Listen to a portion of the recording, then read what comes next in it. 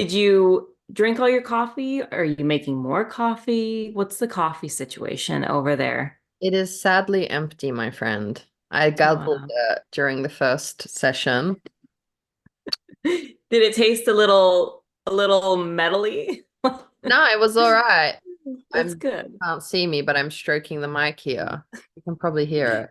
You It seems survived. fine. There's like a bit of residue. You're good. Melanie's mic It'll be right. took a tumble into the coffee, but it has survived. Thank Because, goodness. uh, Thank goodness. are you introing us this episode? Yeah, sure. Hi everybody. I'm Angela Montoya, author of Sinner's Isle and A Cruel Thirst. And I am behind Melanie's beautiful face. And I am here with Melanie Schubert, author of Severed Cape, The which is face. right there. That everything, like I laugh because every interview I've done lately, like my face covers everything but but that one. I freaking love it. Also, I don't know if you've seen the transition of chia book to vine book.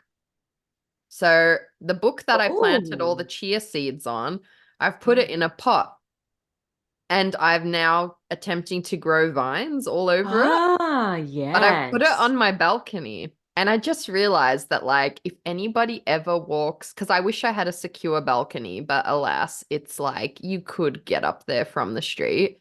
But I was like, if somebody actually wanders in off the street one night, I will probably find them dead on my balcony. Because imagine you just like wandered up, just casually wanted to, like, steal a few coins from someone's house and you see that lurking in the dark and it just gets illuminated just so you see a face is Yeah. there. It's terrifying. I love that. I Yeah, love that. Let's I, hope that happens and you I find know. someone dead on your balcony. Let's It hope could for the dead. happen. Have you ever had Yes. somebody like in your general vicinity like find a dead body or something? Wow, what a question. I don't know, you brought up dead bodies and every time I turn on American TV, I'm just like, damn. Like I just finished, okay, not just finished, but last month I was watching World's Worst Roommate and it's Oh, taken me a yes. while to recover. This is why I'm thinking of this, Yeah, having this yeah. book here as an extra security device. Like the crap Uh, that happened, as always in the States. yes, it is. It's always here. We're just extra on everything we do. If we're gonna murder, we're gonna murder hard. And that's just how we roll. No, I can't think of anybody in my um close network that has just stumbled upon a body. That's that's It's good to not just, hear. yeah, I don't know if it's just something that happens, but Mm, but we could probably ask Jessica Para and she'd probably be she like, "Oh would yeah, know. she would know. She would definitely have stories." But no, thankfully I've Mm. not stumbled across any bodies What in my about anything just random on your farm? Have you ever been wandering around on your property and just been like, damn, what was that? Like you Yeah. found something weird? Yes. Yeah. Um, okay, so Huh? yes, we have two big dogs that they're like they protect the livestock. They protect the goats and the Yeah. chickens. One dog, he's like in one area because because we have like acreage, so it's big. Mm. So and he's just the sweetest, most specialist boy. Um, and you would never expect him to like be a guard dog because he's just so like sappy. He just like loves Mm. love. So you'd never expect him to do anything. But Mm. he's like our best guard dog. And his name is Dozer because he's like a bulldozer, like he just barrels into you. And anyway, he Armando was out feeding the chickens and he was like, "What the hell?" And it was I don't think you guys have skunks. Do you guys have skunks? You guys don't have No. skunks. Do you know what skunks are? Yeah. Okay. So we have lots of skunks here. I mean, they're just Do everywhere. you? Oh yeah. Hey, have you ever been skunked? Come back to that. Come back to Okay, I'll that come back. question. We'll come back to that. But anyway, so yeah, we had seen a whole family of skunks. There's 10 of them. Nasty fuckers, but they're kind of cute. They're They're so actually cute. They're really cute. However, at night, they're so creepy because they like stand on their front legs up to get Why? the tutor out, get the Yeah. anyway. So we'd seen all of them. And so we know skunks are everywhere. The next morning, my partner goes out to feed chickens and he can smell the skunk Mm, aroma and mm. he finds just a skunk tail on on the in the chicken yard. So our dog Dozer somehow grabbed a skunk by the tail and And tore bit it it off. off. Yes. And we never found the skunk. We don't know, but the tail, just the tail. And so it was one of those like weird, like, what the hell? And he didn't smell like he got skunked. So I don't know if he just Yeah. like pounced and got him and So quick. yeah. Yeah. So that was one of our like one of those like that is so it's just bizarre Yeah. that just a skunk tail. What did you do with the tail? Did you like keep it or We throw it flung it. out? We just flung it into Flung the it. the next property over. Let me explain. Let me explain. There's nobody there. It's like a Okay. farm. It's a farm. It's like hundreds and hundreds of acres of farm. So we just flung it over. I love that it couldn't stay on your property though. You were just like, Yeah. it can't stay here. It's an ill omen. Off it Yeah. goes. Yeah, I was like, Does that I don't stink know. as bad as like, is it really all that? Yes, it's bad. Like Like, it, what would you compare it to as a not like we don't have them in Australia, but I'm very fascinated about them, obviously. yeah, they're really interesting because they are so Yeah. cute. They're so Yeah. cute. And what a perfect thing to talk about on this podcast, right? It feels right. It But was so right. like that is of all like the evolutionary Mm. things, protections one could build for themselves, a skunk decided, you know what? I'm just gonna like fart. It does feel right for this podcast. The skunk's like, you know what? I'm just gonna fart. Yeah. Boom. Nobody's gonna mess with me. Um, but I'm no, it's gonna elevate my farts to a toxic level so it will literally clear the room. Glorious. Glor. it's great. It's great. It That's works the for the most natural part. selection at its finest, if you ask Yeah. me. Shoot. But no, it is I mean, if you get in contact like near one, your eyes start to sting. They water. Really? Yeah, it like you want to gag. It's that bad. Like, what would you compare the smell to? Is there anything? God, I don't know. I mean, I guess just like the devil's ass. Well, I If guess, I yeah, could, we both smell that regularly, so it's like really easy to compare to. yeah, you know what it smells like. I You know, know. No, I'm just devil's ass. wondering, is it like acidic? It sounds like if it's It's burning your eyes, it's it's not a normal fart. It's like, no, it's like but is raw it sulfur? eggs.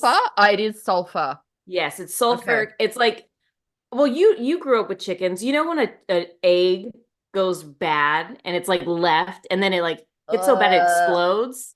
It's like girl, that. yes, I have had bad. Yeah, you grow up with chickens, you have bad egg experiences. I have regret. I feel like I'm picturing a certain egg right now.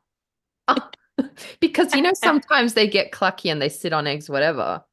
And one time I accidentally mixed up an old egg that was a chicken had been sitting on Oh that no.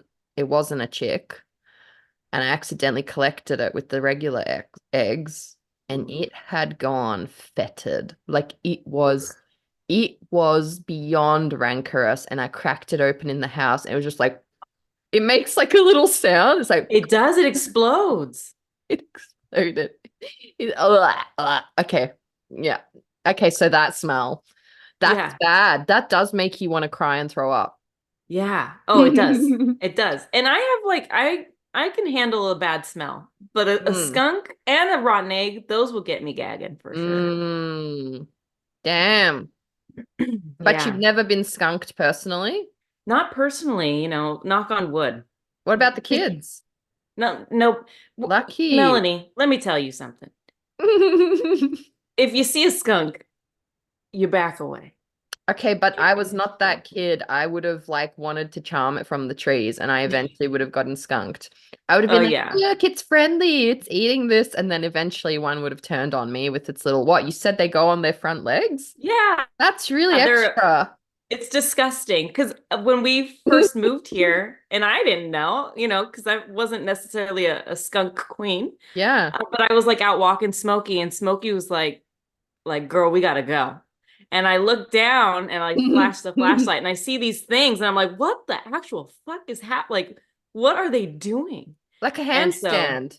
yeah, That's very like skunk drag race. They're like, girl, work, work yeah. up on their hands, and they're just like, ah, my tail. Woo! It's so extra. I'm looking Very at the extra. skunk info. Yeah, I don't know. A skunk feels like a very Australian thing, you know? We should have them. Yeah, what the hell? I Do you know. guys I have think anything we have a stinky like that? beetle. Yeah, we have stink Oh, bugs. okay. They also release disgusting smells if they're transgressed. And we have lizards that drop their tails if you grab them. I'm sorry, the way if they're transgressed. If they're transgressed, they just release the most potent stink bug scent. So yeah, I guess it's not unique to skunks. It's just literally the worse their gas was, the more they survived. I mean, it's kind of Yeah. amazing. Yeah, I mean, I'm gonna try and learn from them. Yeah, we're just out I here don't know. constantly educating people about buttholes. Like I your know. butthole info about your sister. It took a while. Something about social media at the moment, it's a bit slower, but it eventually, I'm noticing like a few days later, it reaches the people it was meant to find. You notice Yes. that? There's not this like initial boom of like, here's all these views or plays or whatever, but there's slow burn now. And one Yes. by one, that little reel of the buttholes has found people about feeling certain emotions, like the butthole registering grief, Yeah. love, whatever. I don't know what Yes. it feels. All sorts of I've had emotions. a few people say, yes, I have a friend who's a butthole feeler. Friend. Yeah. Quote. Friend. I think I feel very seen by that last conversation because Good. it's just not something we've talked about much. So Yeah. I I'm thank you. so Does your yeah. sister know we aired her butthole last episode? No idea. Ah. And I love that. I love that. I know, like, because my Kelsey, my sister, she's like so cool. So like she's like too cool for social media, but she comes on every once in a while. But Mm. she's out, like she's like van lifing, Oh, and that's cool. always at concerts, her fiance, and then their dog. He goes to Yeah. concerts too. He has Aw. headphones. Yeah, so they're just like way cool, Will she you hate know. you if she hears it or she'll cackle? Oh, she'll get mad because I did mention the bangs. But other than that, she'll be fine about the butthole. She'll tell anybody about her butthole. She Oh, doesn't care. you thought she did a good job on those bangs, huh? No, she told me, she was like, you stop asking for bangs. And I'm like, okay, fine. I've learned my lesson. So all this time you've been blaming your sister, and it It's was you me. who put pressure on for bangs. It I was would me. like to see you with an actual fringe though, or does it not? Yeah. It's not your No, vibe. it looks cute, but it's just so much work. It's a lot of It's work. it's not worth it. I'm at the age. If it's too much work, I'm not doing it. It's just how it works now, I mean, Mel. long hair though isn't exactly low maintenance. Or your hair It's doesn't get not. oily, you don't have to wash it often. No, I wash my hair like probably once a week. No, that's what I've heard. I've got Yeah. really oily hair, so I can't do that. Like I'll look like a drowned rat. Yeah, yeah, yeah. Yes. My daughter is the same. She has to wash it every night. Yeah. She hates me for that, but Yeah. No, it's I nothing said, to "Don't be hate me, girl. ashamed Hate your of. dad. Hate your No, like I dad. He had a gave you that." friend with really dry ginger hair, and like she would just not wash it for ages, and I'd be like, It's just us jealous bitches who wish our hair was that dry and we didn't have to wash it. I Yeah. swear sometimes she'd just leave it for like a month and the longer she left it, the better it was. It was like Oh you yeah. get like the oils made it all silky and whatever. Oh dang. Oh, Yeah. that's nice. Anyway, Well, yes. sorry for taking us down on several a 20-minute side quest, if you will. I swear, I swear. Bless our listeners. Thank you for sticking around and listening to us. I can't even. I appreciate it. I do. Yeah. I did have another Yeah. question for you. Okay. I saw Instagram is taunting me at the moment, and I saw it was like Angela Montoya posted on Threads. Now, I've been avoiding Threads, Yeah. but what do you have to tell me about it? Do I need to be on Threads? Is Threads the new Twitter? I think so. You Yeah. It reckon? feels that way. I'm not on it enough. Like I'm not in, I'm not on it a lot. Yeah. But I do notice like a lot of authors Yeah. seem to be there. Mm. And yeah, I think people just really hate X, Twitter. Yeah. And yeah, Threads seems to be, I Seems think, to the be picking new up. place. And Yeah. Instagram's so cunty about it. Like it'll show me Yes. like when it first started Threads, you could click on it and read a message that someone had written, even if you didn't have Threads. Now, Oh. now they'll give you a sneak peek and they'll be like, I just can't stand it when authors say, and then Oh. that's it. And I'll be like, dang it, I want to know what this ranty little tweet was about, Yes. but No, I I don't. think you should get on it. I think you would Mm. enjoy it because, yeah, if Instagram's being cunty about it, you have to get on. But I also don't want to Yeah. be brainwashed into joining just because of that clickbait, you know? Oh, she's Also making me want to resisting. resist. She's a resistor. A resistor sister. No, I think it's fun. Like it's nice. I think because Mm. you get the tea It and feels like or the not. tea. Yeah. Yeah. Okay. Well, it's Noted. basically the new X, I feel like. It's giving But that. I'm not on there enough where I Mm. really care, but I get my little because it's true. Instagram does like she shows you things and you're like, oh, okay, I gotta know what this tea is. Right? Yeah. Okay. Or maybe I'll just slide into your DMs and be like, can you send me a I'm screenshot of screening. the rest of Yeah. this? Fine. I can do that. I can do that for you. Okay. I'll have to have like a set number or it could get out of hand. You can be like, Melanie, you've got 10 threads, 10 threads per month that you can ask Yes. people. That's all you're allotted. 10 thread shares a month. That would be fair. How have you been otherwise? How's everything going in Riderland? Good. I turned in Carnival Fantastico to my agent on Friday and she doesn't work Friday or she works but not like agenting stuff, I think. So like she doesn't check her Yeah. emails necessarily. So of course I turned it in that day. Um but I wanted it out of my hands so I wouldn't Mm, continue to dabble. that's fair. So I haven't heard anything about it, but it's she's probably just fainted. She probably saw it and just fainted and she hasn't had a chance to get Fainted back to me. from joy? Yeah, just Yeah. like wow, amazed, you know? She should be amazed. Yes. So I turned that in and I don't know. Now I'm just like kind of slowly outlining the next thing, which is like an adult thing.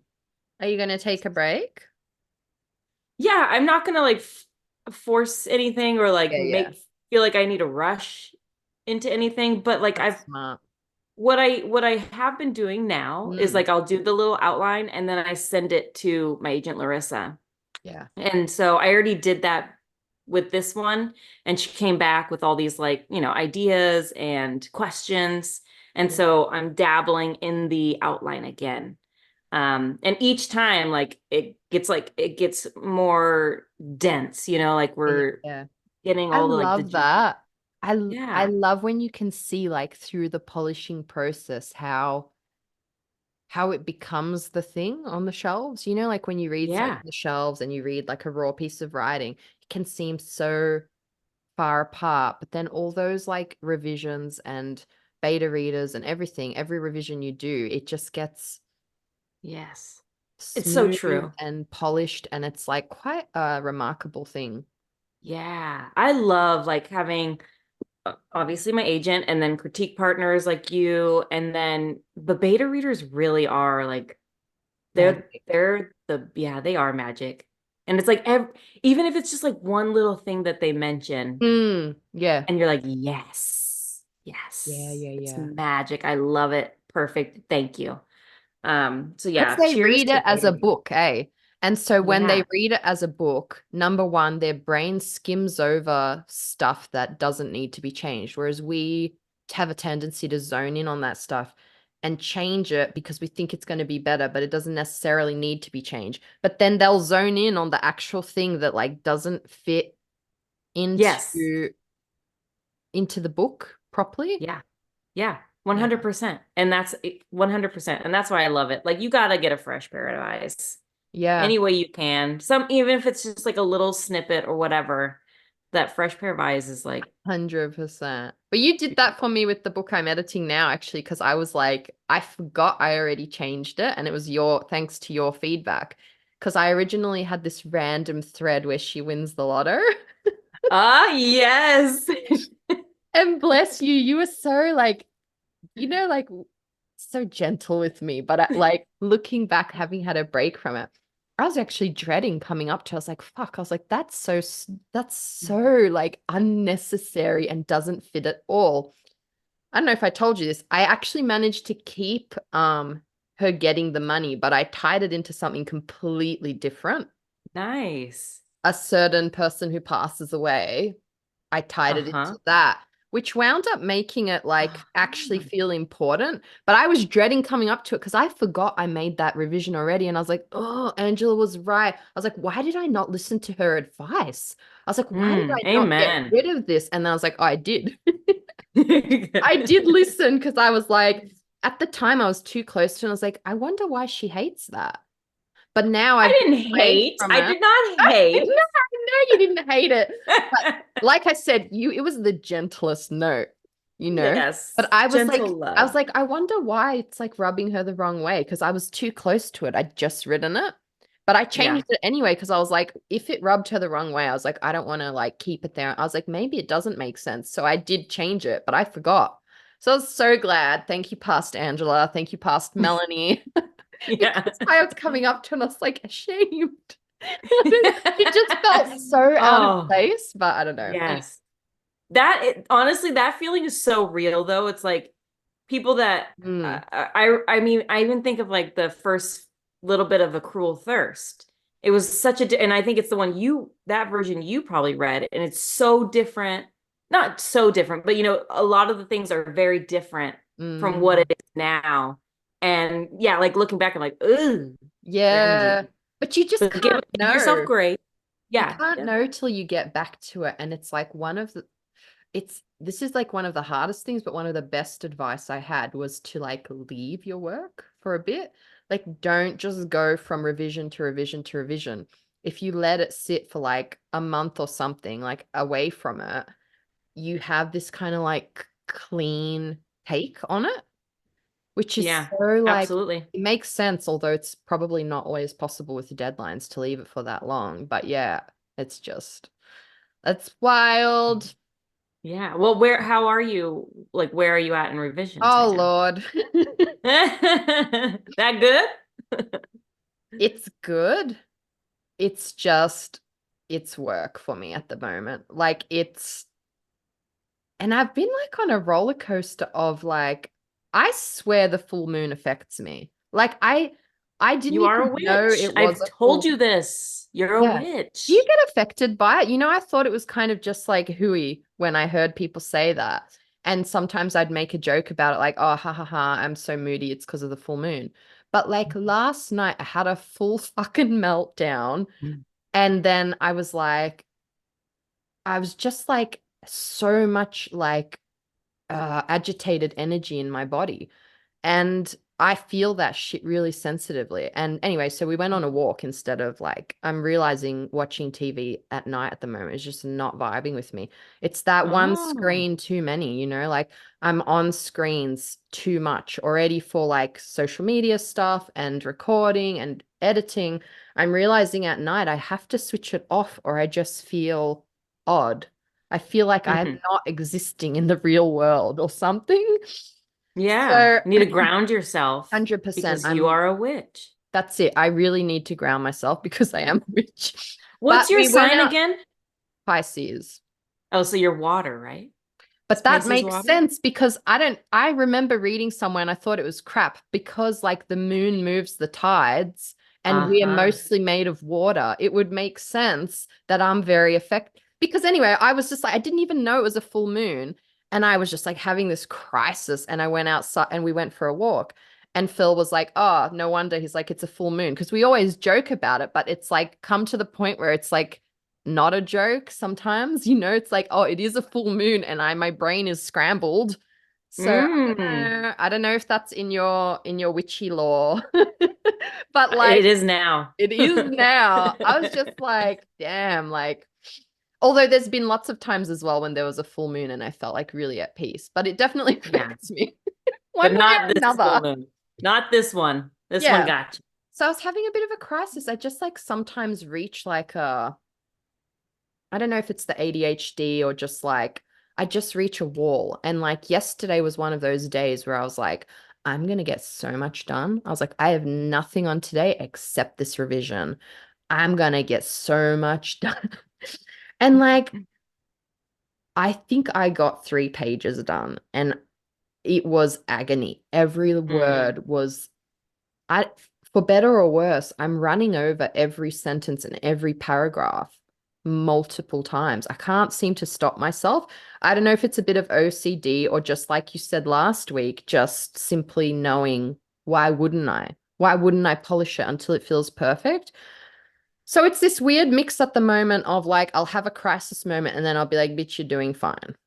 Yes. So Yes. I'll have like a major crisis. Like yesterday, I just hit a wall and I went and I threw myself on the bed and had a nap with Goose at like 3 in the afternoon. I just couldn't do any more. And I was like, why can't I do more? Like, this is like all I have to do today. And I'm still hitting a wall.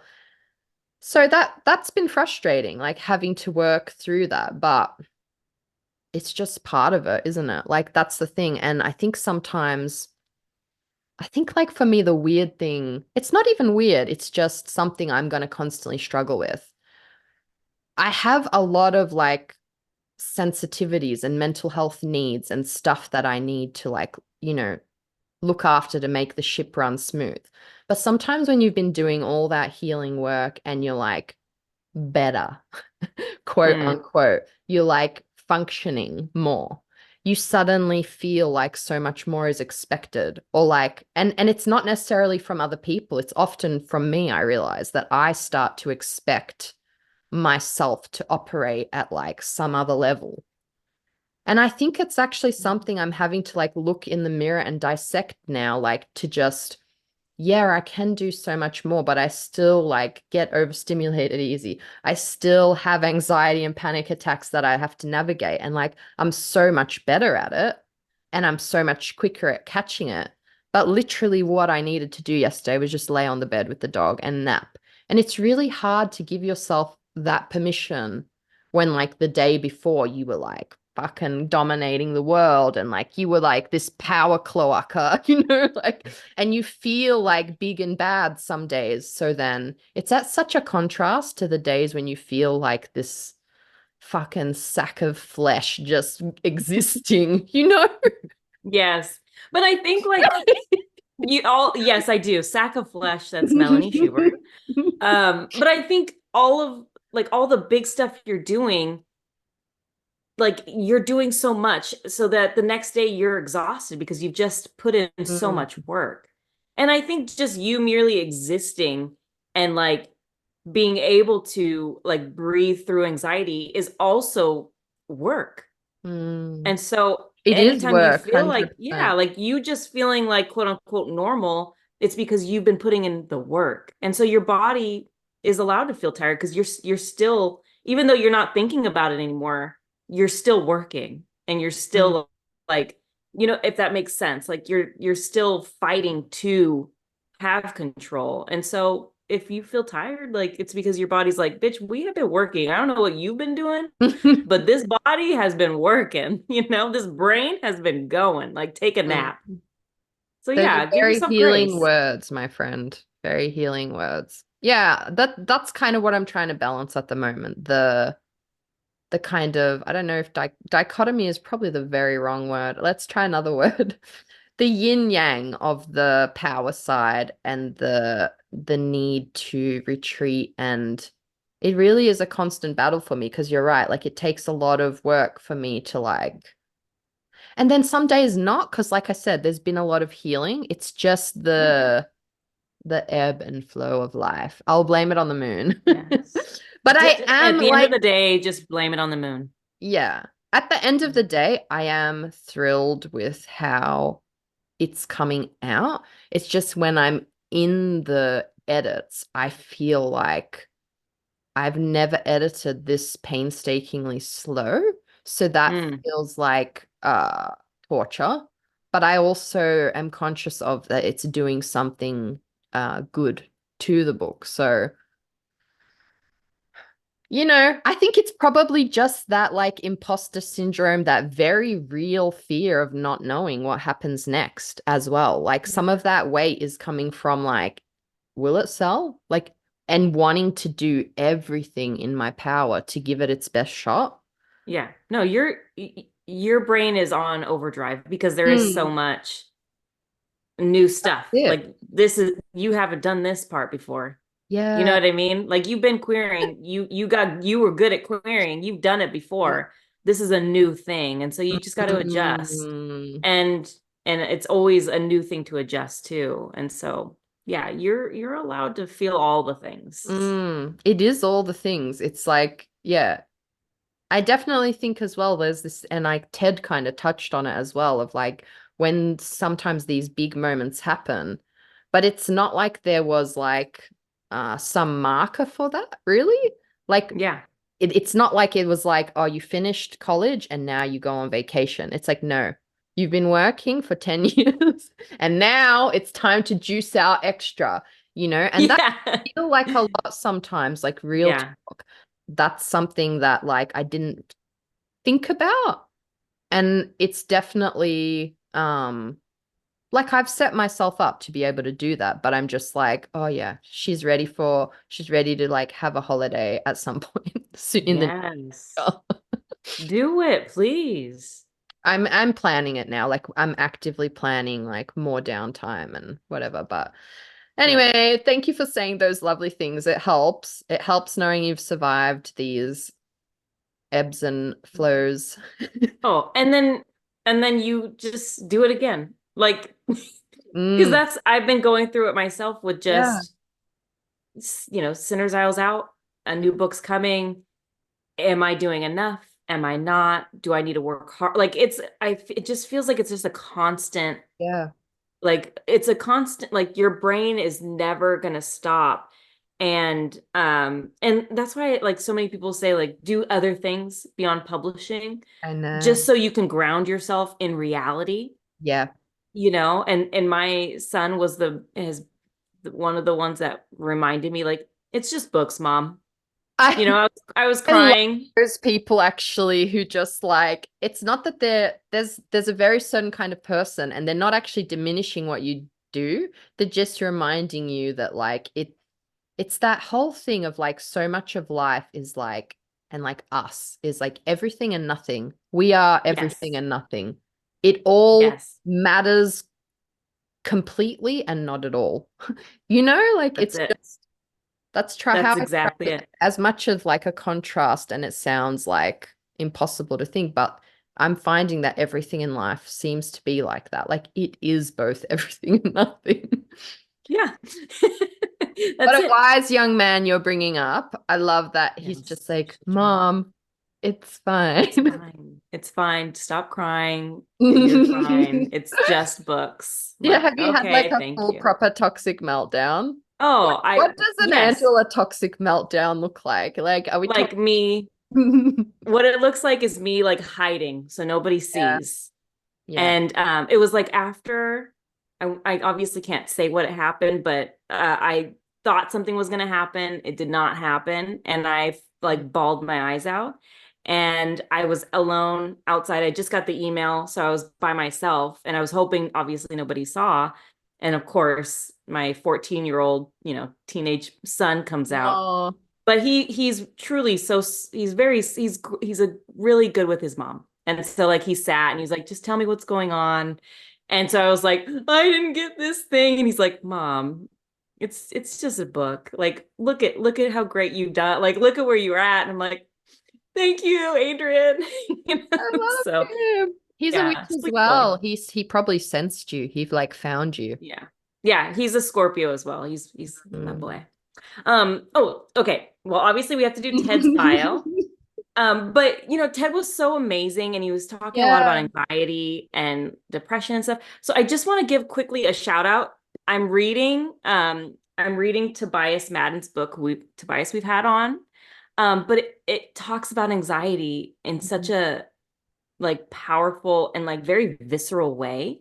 I don't remember when this book comes out, Wrong Answers Only, but it's so good. So Did you see him at a recent event? I'm going to in February. Oh, let's Yeah, get him so back on when you see him. yeah, Invite him back on. I will. Well, let's read Ted Fox's Yeah. bio because Ted Fox is a rare king energy Is a, gem. I love that you said that. He really is a king energy gem. Yeah. He just came on with all his wisdom and yeah, and I'm so here for all these open chats about anxiety and mental health because then we're all so much less alone with these things that we feel are so other but not. It's all of Amen. us. Do Amen. you want me to Amen. read it today? You've suffered the last few, I believe. Yes. Yes, I have. Ted Fox writes funny things, except for this bio, which is suddenly now funny, which is mildly amusing at best. His second novel, Date Week, is out now, and his first, Schooled, is currently in development for film/TV. He is also the author of the joke book, You Know Who's Awesome? Not You. Ted lives in the Midwest with his wife, their two kids, and two German short-haired pointers who are frankly baffled there aren't more dogs in his books. He once solved the New York Times crossword puzzle 127 days in a row, not a joke, and he is the recipient of a prestigious #1 Dad Award. I believe Aw. Yes. I love that Ted's bio really got you, Melanie, and made you giggle. that. Yeah, it's funny. Melanie loves a dad joke.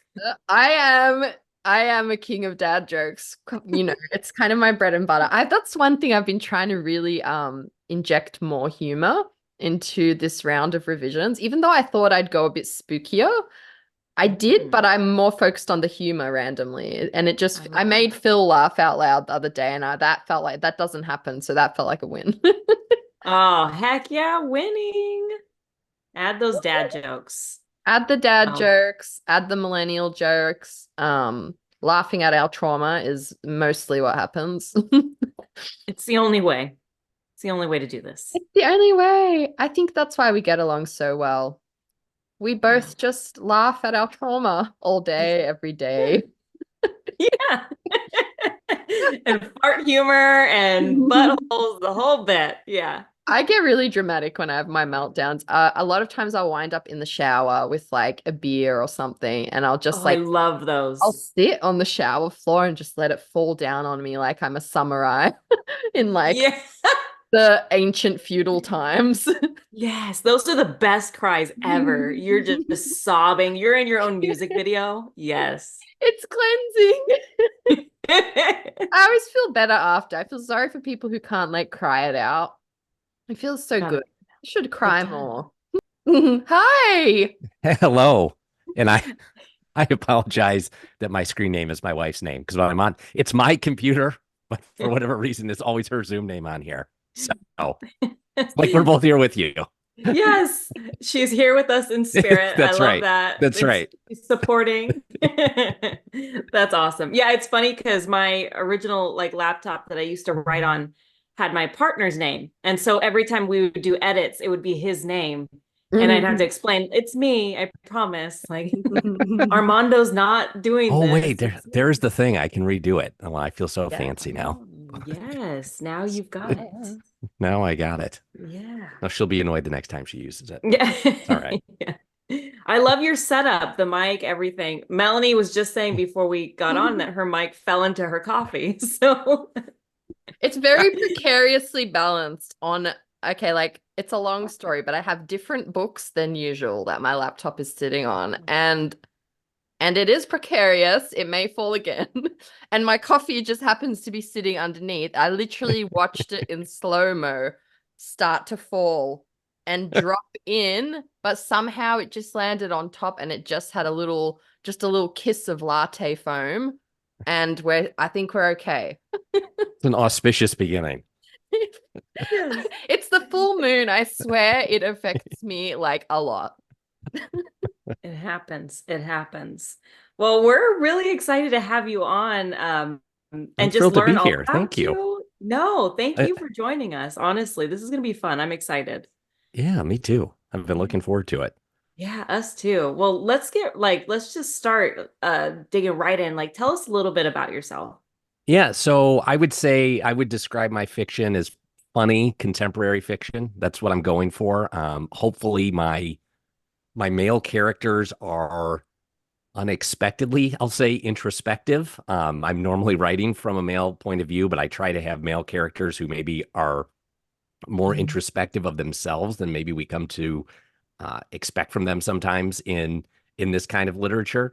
I also host a podcast called Working Drafts, which I talk to other writers about their works in progress on that, and hopefully we'll be able to have one or both of you on there at some point. That would be very exciting.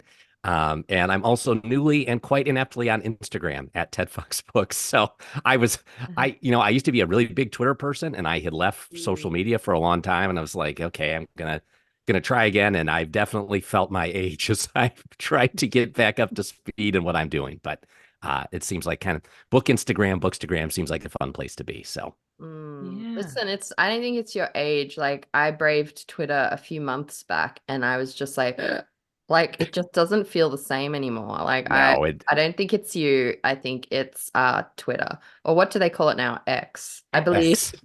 Yes. Yes, that's what we're officially supposed to call it. Yeah. That nobody does. It's okay. It's okay. It's still Twitter. No, not at all. It is still Yeah. Twitter. Yeah.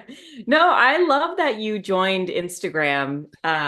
It's one of those things that's like a weird thing to get used to and how things work and stories, all the stuff. But like once you get it, like for me, I found that's where I found most of my writing community was Yeah. on Instagram, and people are just so, for the most part, very kind and welcoming. So yeah, I'm welcome to Instagram officially. Thank you. I appreciate that. I appreciate it.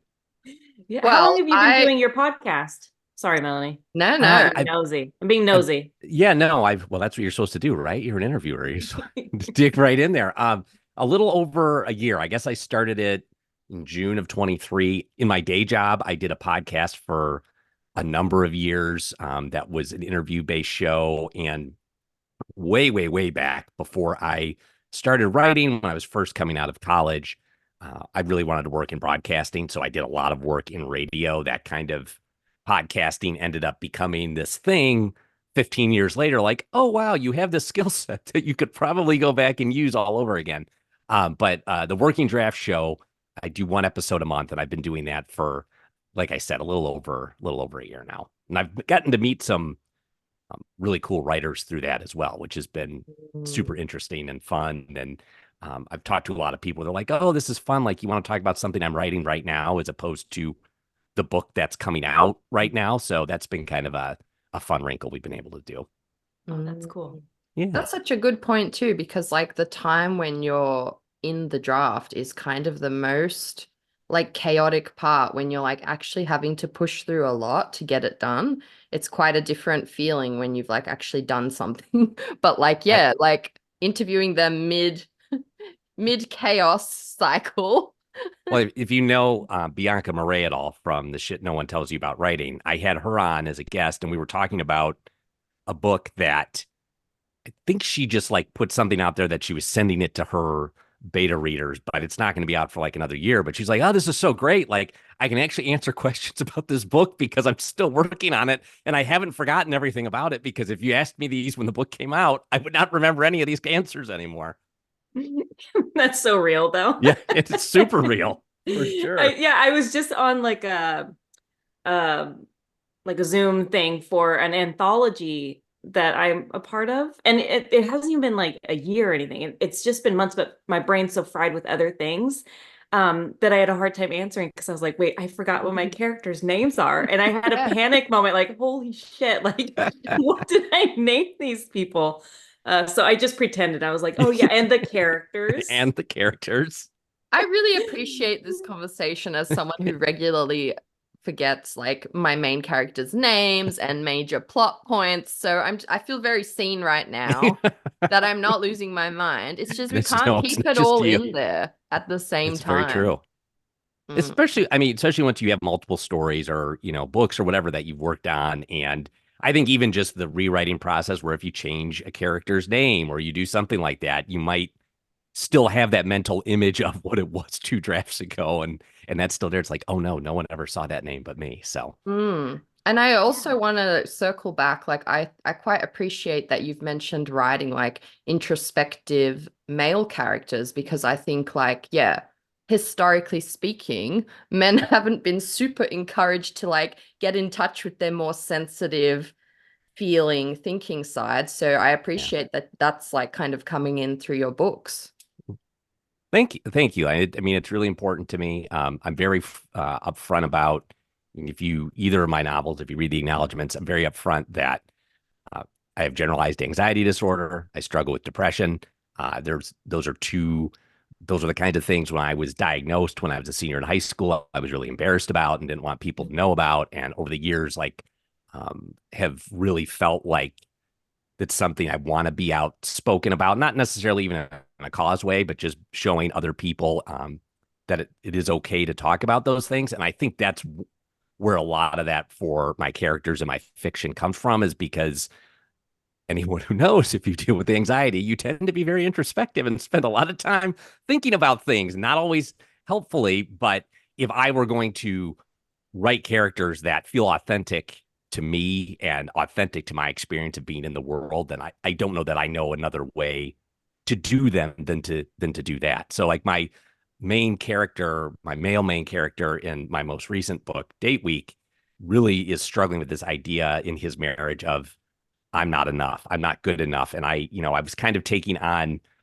some of these rom-com tropes. If you go on Goodreads, people are like, this isn't a rom-com. There's no meet cute, blah, blah, blah. So it's a couple that's already married, but he is kind of going into the rom-com grand gesture arena and always has, because it's really tied to a deep-seated issue for him of he has never felt like enough for his partner. He's never felt like enough for his wife. And so that's come out in what could be like traditionally considered like, oh, isn't this lovely? He's doing these big gestures to prove how much he loves her and et cetera, et cetera. But it's really coming from a place for him of, no, I don't think she could love me, just me. And Mm.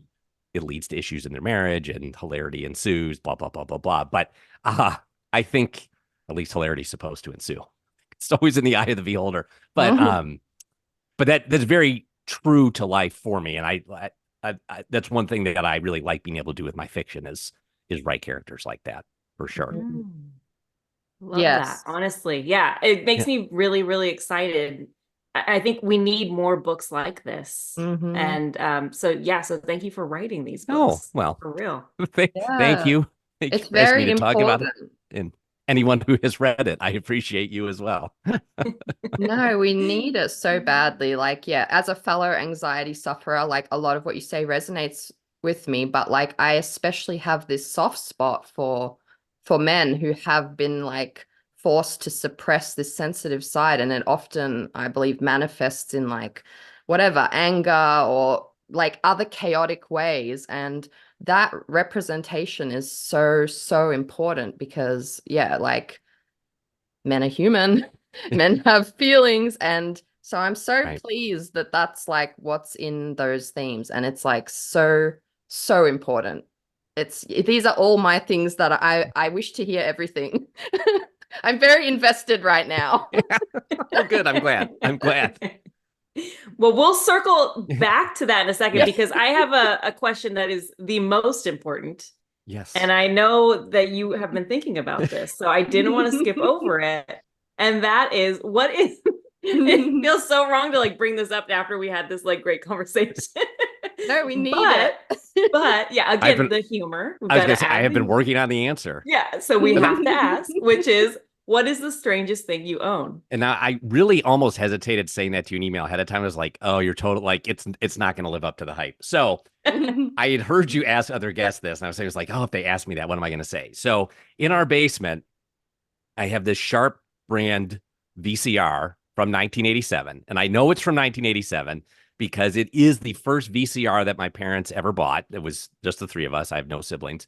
They bought it in 1987. And in my memory, cable TV came to my neighborhood 1 week later. Now, that is probably apocryphal and didn't happen that way. But my dad then was hell bent on, well, we just got a VCR. We're not getting cable. And so I never had cable my entire growing up, which is a big sore sticking with me and my parents. So I always had this VCR. And to this day, I still have that VCR, which I guess now is approaching 40 years old. It still works. I still have VHS down there with it, but it is the original Fox family VCR from the mid 80s. That was the thing that kept me from having cable TV until I was in my 20s. So it's strangest slash object of derision in my life. Right. Yeah. It like also brings up trauma and Right. Now, I'm sure it deep-rooted, wasn't like, literally a week later, but in my mind, it was literally like, oh, cable came to the neighborhood a week later. My dad was like, yeah, no, we're done. We're not buying any more stuff. So, yeah. You're going to Blockbuster. That's damn right. it. That's right. I'm That was reminded it. of when my parents would force us to make our own tuna and avocado sandwiches instead of stopping at McDonald's on the way on a trip. It feels like that kind of It does. unfair. All the other I, kids are eating Maccas. our parents may have had similar vibes in that I believe respect. they may. I believe they may. I love this. What's something you think about way too often? I'm so curious to hear this one.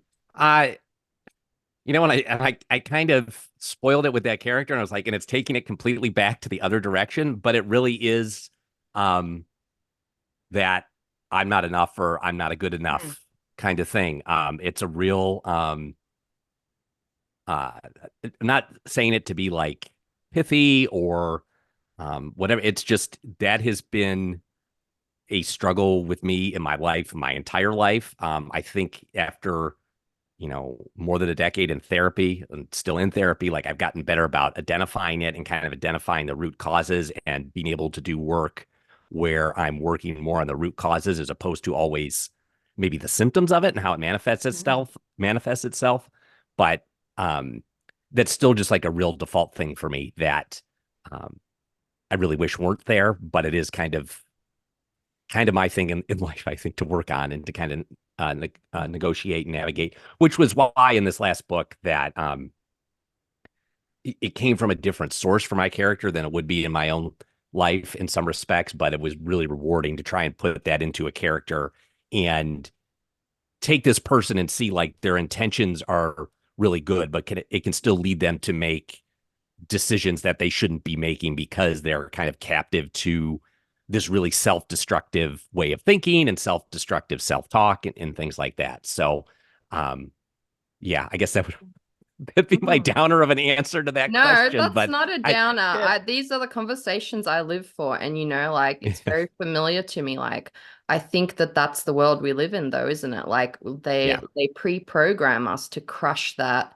especially if you're born more sensitive and all of that gets crushed out of you. And it literally is, it's very familiar to me. Like, decades of retraining my brain that just existing as myself is enough. That the true friends I find in life, they don't actually give a fuck if I'm producing something or doing something profound. They just like enjoy all the ridiculous parts of me. And it is like such a hard thing to like retrain yourself, even though when you're a kid, it's the most instinctive thing. You just go with the flow of that. But yeah, frickin' capitalism and whatever. That's right. Depending on how you were brought up, that depends on the kind of brainwashing we were inflicted to. So, yeah, I really appreciate you sharing that, like, and getting deep. So please, all the these conversations. I see why Monica suggested you come on the Uh, podcast because she knew it'd be a yes, big energy chat. yes, for sure, for sure. Yeah. Yeah. It's feels perfect that you guys are agent and, Hmm. and author. It feels Hmm. right. Big energy, 100%. Now, did you know you always wanted to be a writer? I would say for the last, I mean, I can remember very clearly in 2006, Jenny, who I mentioned with the Zoom name, when Yeah. we were early in our dating. We had been dating for about 6 months, and I was working in a job in a communications office at my alma mater as a writer slash editor. And she said, you should try writing a book. And I think I was still very much in that, oh, I really like this woman. I want to impress her phase. I was like, okay, sure. Yeah, I'll try that. And so that was kind of when um, that started. I definitely took fiction writing and creative nonfiction and things like that in college. And I always loved writing. I Mm. don't think I really set my sight on writing books really until 24, 25, 26. And it's been a pretty um, dominant and singular focus for me since then. I mean, I've had day jobs all throughout. But the goal of wanting to write books, the kinds of books I wanted to write kind of evolved over time, but wanting to write books really for close to the last 20 years has been really front and center for me. Mm. Did you find it hard to juggle between like the different, like, was it a bunch of day jobs that you went through over the time? So I'm on my, I mean, I've worked at my alma mater for 20 years now. Mm. Still working in communications kind of roles. I've been fortunate that I've been either a 20 or a 30-hour a week employee for over a decade now, which has helped. But I also used that there was also a lot of remote work mixed in there. So I was also kind of the primary caregiver for our two children when they were, still am, they're in elementary school now, but when they were babies, like I was the one home with them most of the time and working. So it has been hard to juggle the different aspects of trying to be a good professional in the day job capacity, trying to pursue the book writing and also Mm. being a good parent and being a good partner. Um, so it has been tricky. It is tricky at times. My ultimate goal is still always to do books and book related things as my sole focus. I feel like I'm getting there. I'm not all the way there yet, but I feel like I'm getting there. But yeah, I've been fortunate to have some really flexible people that I've worked for. But yes, it is a challenge for sure managing that time. Yeah, that feels right. I mean, it is such a balance and a struggle to do all the things, and you just can't.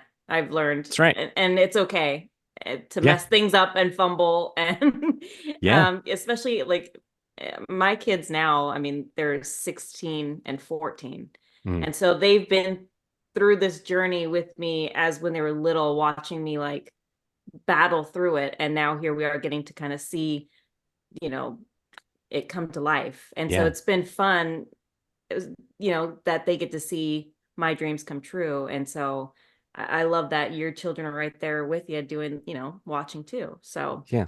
it's special. Oh, It is. yeah. So tell me a little bit about like how you went from writing to getting published. Like tell us a little bit about that journey. It's if you're listening to this and and I'm sure you've had a lot of guests say this, and if you're thinking, boy, if it doesn't happen for me right away, it's never going to happen. That my story is a counterpoint to that. Um, so I'll do this as quick as I can because it is a long and winding road. So there was the start, 2006. I think I can't possibly think up stories out of thin air. I'm going to write narrative nonfiction, creative nonfiction that's funny. Spend 3 years writing my first book like that. We get married in 2009. I start querying. I spent over a year querying that book. I finally got an agent who was interested, but not for that book, because one thing I discovered with narrative nonfiction, very platform driven, like a lot of nonfiction. And I didn't, even at that point in 2009, when social media was still so small. It was like, well, no one knows who Ted Fox is, so why would they read this book? Um, she found a blog post I had done that was this sarcastic asking of, you know, who's awesome, and then it was me talking about someone taking half an hour to order at McDonald's, being like, what don't you know about this menu at this point? And basically making fun of that. She said, would you be willing to turn that into a Twitter feed? And then we would try and sell it as a book. And so I said, Wow. yes, because I very improv. Yes. And what else do you want me to do? So she signed me for that. We sold that book. That came out in 2012. She left agenting before the book was published.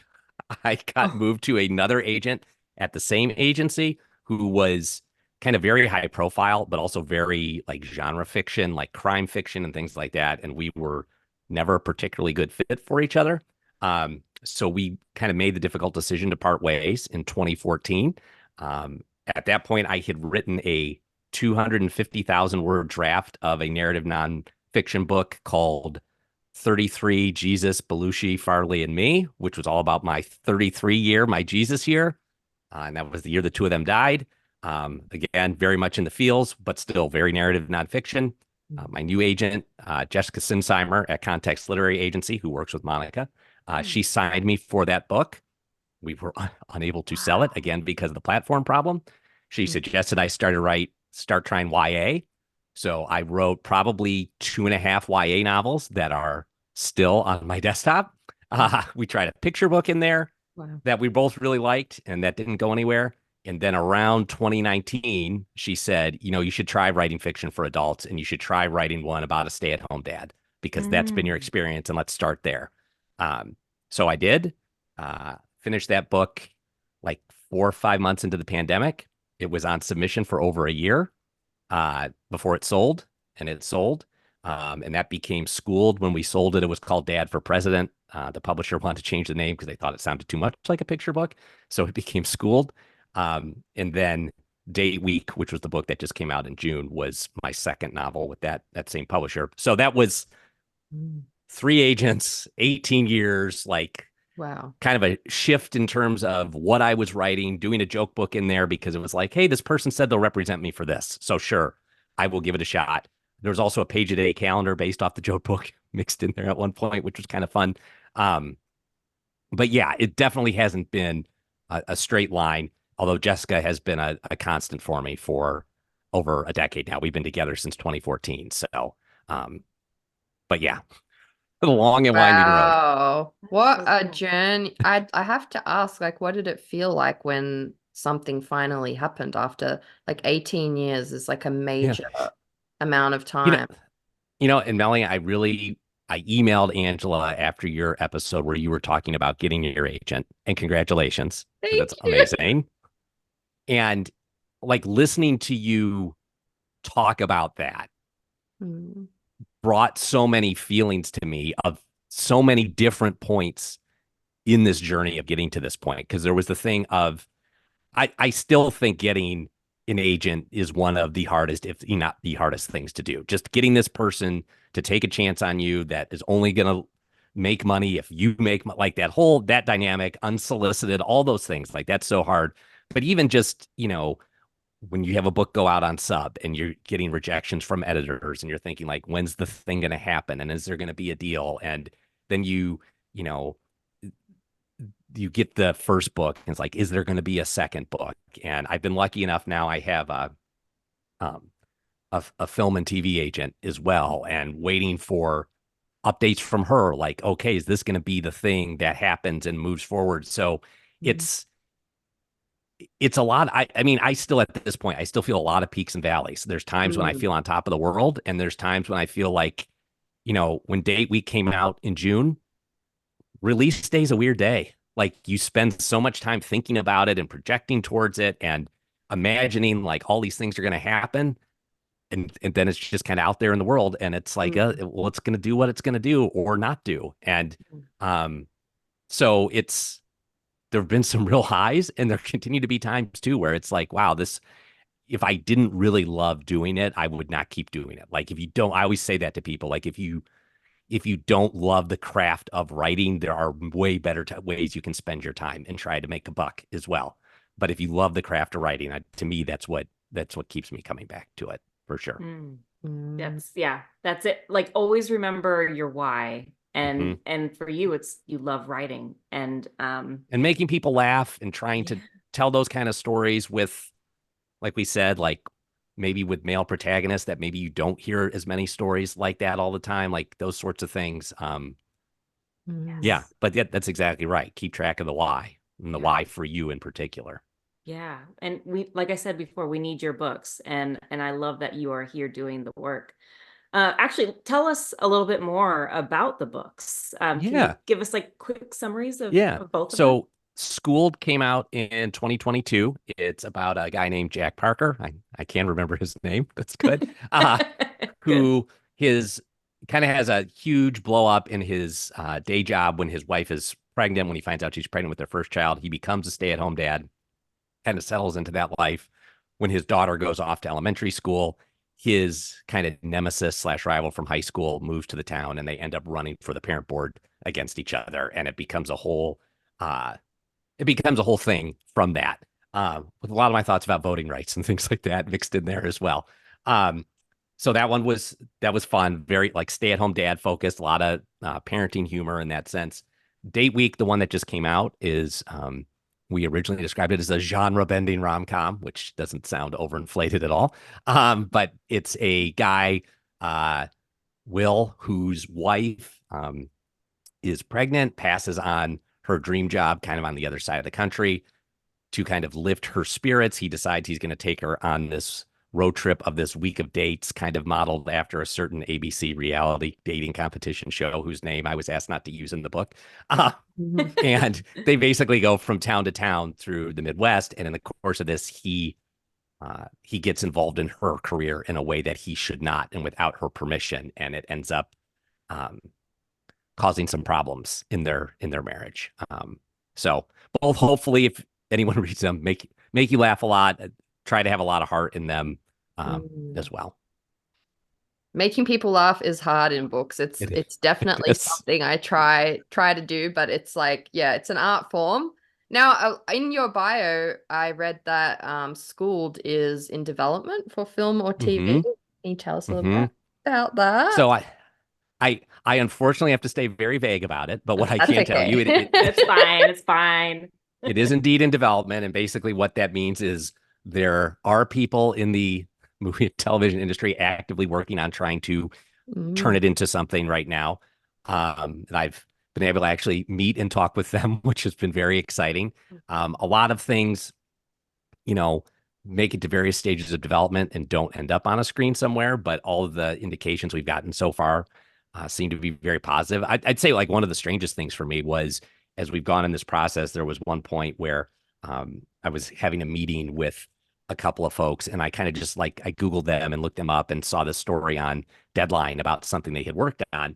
And it mentioned the project, Possessive, as their project. And 2 sentences later, it said, based on the book by so-and-so. And I had this moment of thinking, like, if this becomes a thing, which would be such a huge dream come true, especially as someone who writes humor, so much of my humor influence has come not from the books I've read, but from the things that I've watched over the years. So like when I'm writing, I'm often thinking about how would this look adapted and how would it look on the screen? That's a very present thing for me. So like I would be thrilled beyond measure, but I had this moment of realizing like, oh, you'd really have to understand that if it were out there in the world, it would be these people's things. And then you are the footnote of based on the book by or adapted from the book by. It's like, even though, you created Jack and you came up with his world and you came up with Chad Henson, his nemesis, and all these things, like it wouldn't be out in the world as your thing. You'd be affiliated with it, but it wouldn't be your thing, which was a weird thing to think about. It would be a problem, issue, whatever I would love to have. Right. But it was kind of like a strange thing, like, oh, like, yeah, it wouldn't be just your thing anymore. But yeah, it's one of those things. I definitely check my email too often, waiting for more news. So I can only imagine. Fingers crossed for you, Yes. toes crossed, all of Thank it. you. But Thank honestly, when you were describing your books, they played out in my head like, oh, this could absolutely be on screen.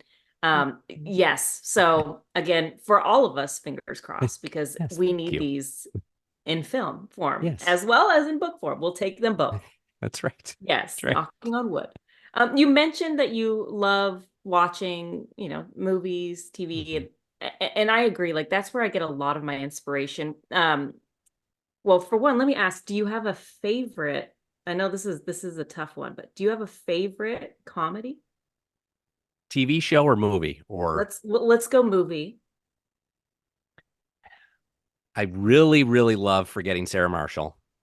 Is one of my all-time favorites. I have some more classic ones in there that I love, like When Harry Met Sally is a big one for me. I do love a more of a, for lack of a better word, sappy rom-com. Like I just rewatched You've Got Mail very recently. I like raunchier comedies too. Like I really do like a lot of different things that make me laugh. Like I went to see that Jennifer Lawrence No Hard Feelings like a year ago just because I feel like they don't make movies like that and put them in theaters anymore. And I was like, I just want to go support this because Yeah. I just do. Um, Forgetting Sarah Marshall is an all-timer for me though, for I sure, need for to whatever reason. rewatch that. I need to freaking Same. rewatch. Yeah, Yeah. yeah, yeah. Yes, I I'm do here love that for it. movie. Paul Rudd in particular in that movie has a small part, but is just like throwing 1,000 miles an hour in that small part. So yeah, You highly can't recommend. beat Paul Rudd. I No, mean, there's anytime he's in anything, I'm like, I'm gonna watch. Yeah. Would you say that that's what fills your creative well? I would say to a large extent for a long time, although as I've become someone over the last 15 to 20 years who really wanted to write books, I have become a much bigger reader than I was and really am such a fan of really a lot of different types of books, but particularly kind of books like, working in the genre that I work in. And frankly, like I think most of the writers that I read in my genre are women who are doing it really well. And, I love Emily Henry and um, Annabelle Monahan, and I get to talk to Laura Hankin in a week or so for my podcast, who wrote One Star Romance this summer. Um, I love Rainbow Roll. I'm reading her new book right now. So um, that's been something that's been really cool for me, just as I feel like I've gotten older. Like I didn't grow up as like a big fiction reader and read a lot of novels. And now, again, partially my wife's influence. My wife reads about anywhere from 120 to 140 books a year. So just to kind of like, We love her. just to kind of be Queen. like, Wow. we're in a book club together from it's a store called The Bookshelf in Thomasville, Georgia, where they do Conquer a Classic. So we're reading Lonesome Dove together this year. So kind of a wide. I just read James by Percival Everett. Like it's kind of a wide gamut.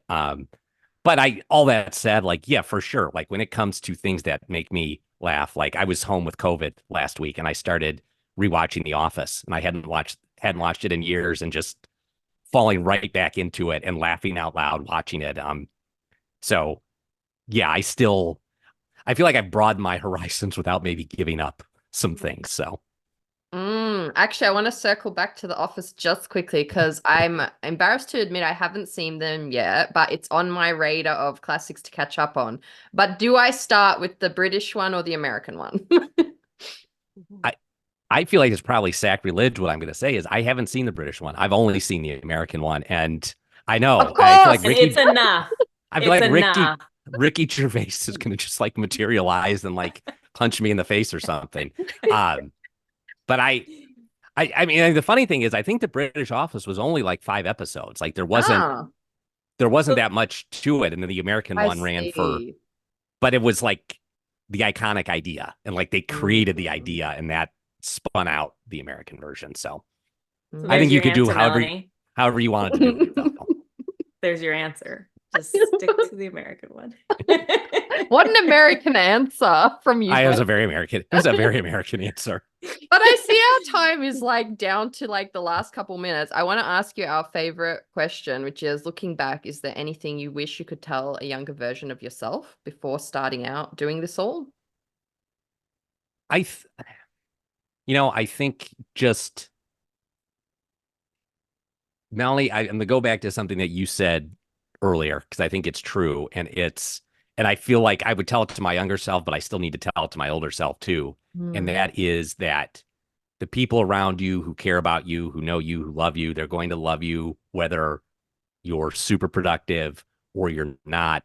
And I just, I think I spent a lot of years feeling like people would ask me what I was doing, and I would tell them like, "Oh, I'm trying to get an agent," or "I'm working on this book now." And I almost had at times like this sense of embarrassment because like it hadn't happened and there wasn't this thing that I could point to and say, well, no, I'm not like your other friend who said everyone has a book in them. Like when people say that, like drives me.